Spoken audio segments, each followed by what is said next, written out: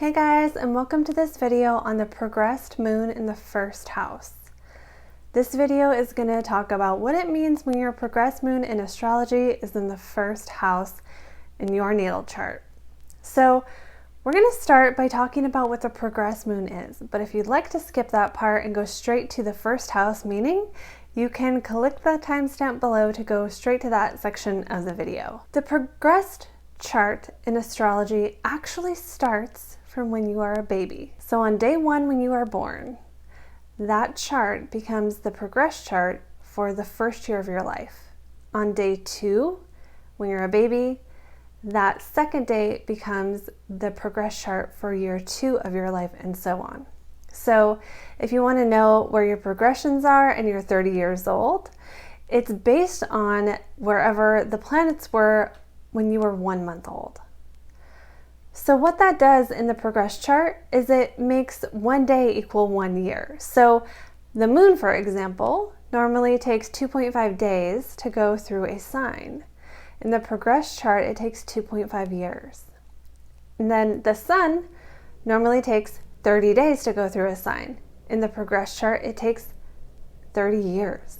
Keep in mind, this is true if you're using equal or whole sign house systems, but if you use a house system like Placidus, where some houses are bigger or smaller, then the time the moon or the planets take to go through a sign will vary by the size of the house. Another thing to know about the progress chart is the degree of your rising sign in this case really matters a lot. So the way I use a progress chart, and I know I'm not the only one who does this, is I pull the progress chart in astro.com and then see where the moon lies on the natal chart.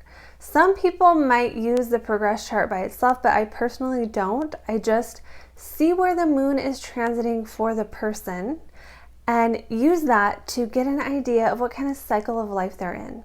Now, your progressed lunar transits are not going to be strongly felt necessarily unless your moon might be going through like an angular house. However, they're really great at helping us understand the themes that can come up in that 2.5 year period of life. When it comes to the progressed moon, we do look at the sign that it's in and the house and sort of combine those to see what energies you might be experiencing and what area of life it's showing up. However, you still have your natal moon, okay? This doesn't mean that if your natal moon is in Aquarius and your progressed moon is in Libra for 2.5 years, that doesn't mean it switches, okay? Your natal moon is always in the same place. You are always going to be an Aquarius moon if that's where the moon was when you were born. However, your progress chart, where that progressed moon lands in your chart, is just going to give us that extra layer of information. It doesn't change your moon sign.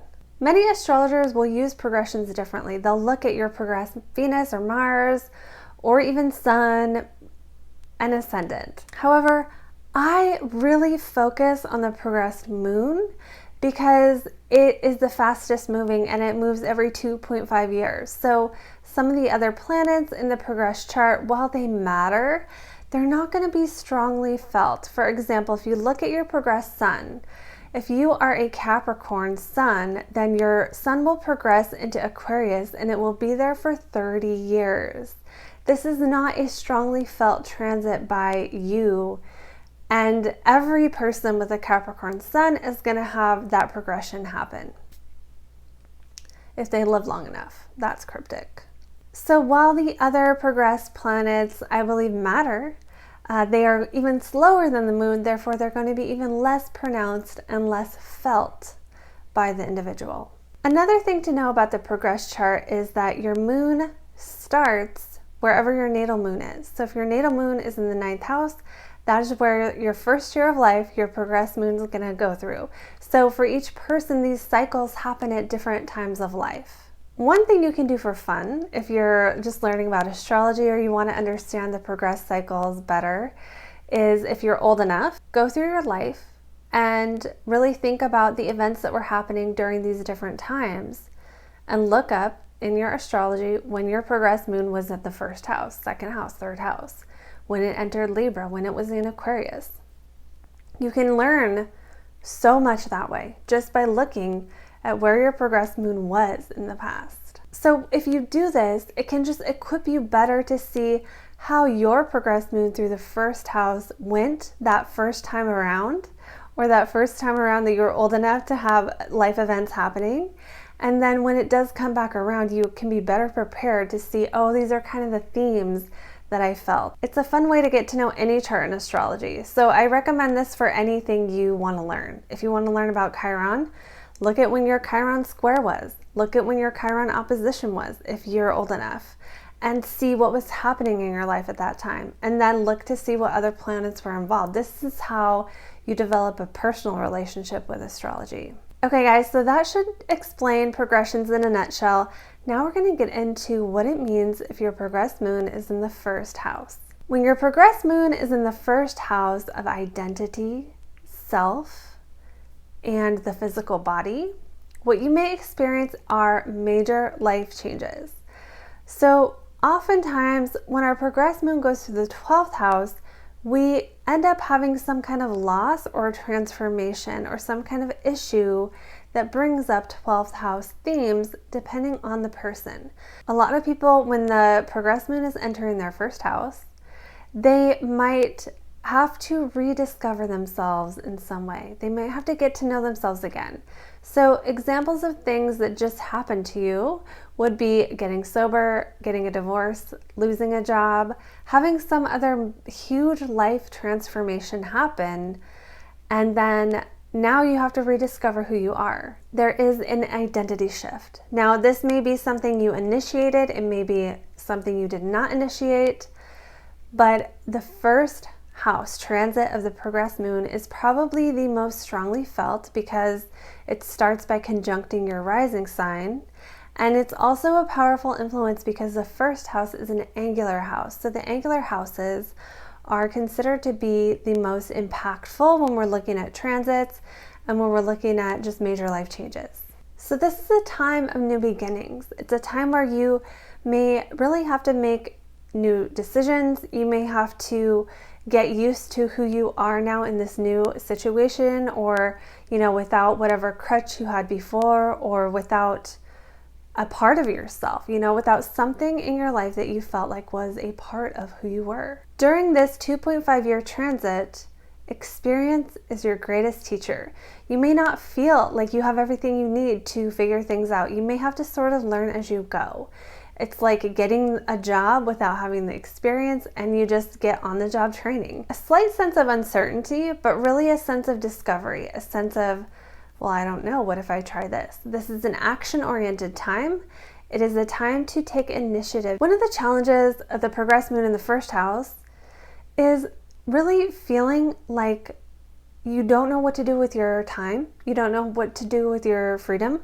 There's a sense of needing to restructure here, of something that used to be there is gone. So now, how do I function? How do I be without that thing? Now, keep in mind that for some people, this could be more of a cycle where things are growing in life.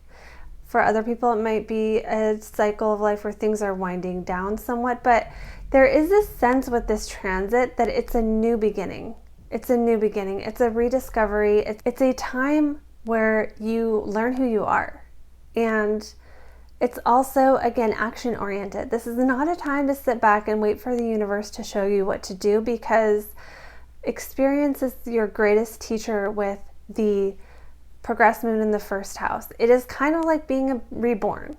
So depending on, how this is showing up in your life, it can be so different for different people. So keep in mind that these transits, when it comes to the progressed moon, they are not the most prominent thing. You might actually not know it's happening until you look back and say, oh yeah, that 2.5-year cycle really was about that big change that I was making. So the biggest thing to know about this transit is that it's the time to take action. And if you don't know what to do, it's better to do something and learn from it during this time than to sit back and wait for direction. To really understand the depth of your progressed moon through the first house, you'll want to note which sign it's transiting. So whatever your rising sign is, that's where this moon will be transiting for you. So it's going to bring up the themes of that sign in the area of life of the first house, which again is body appearance, the self and the identity. Another thing about this transit is it can bring up a focus on the body, a focus on the physical body, or not as much health routines as much as like maybe you look different than you did before. Maybe you are making a lot of changes to your appearance, or you are making other drastic life changes that end up changing your appearance even though that's not your focus. So that's what I have for you guys on the progressed moon through the first house.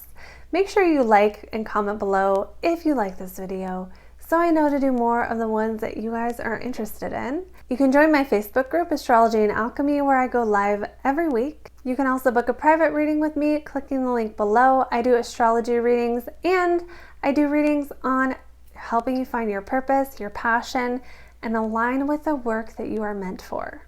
Thank you as always for watching, and I will see you guys in the next video.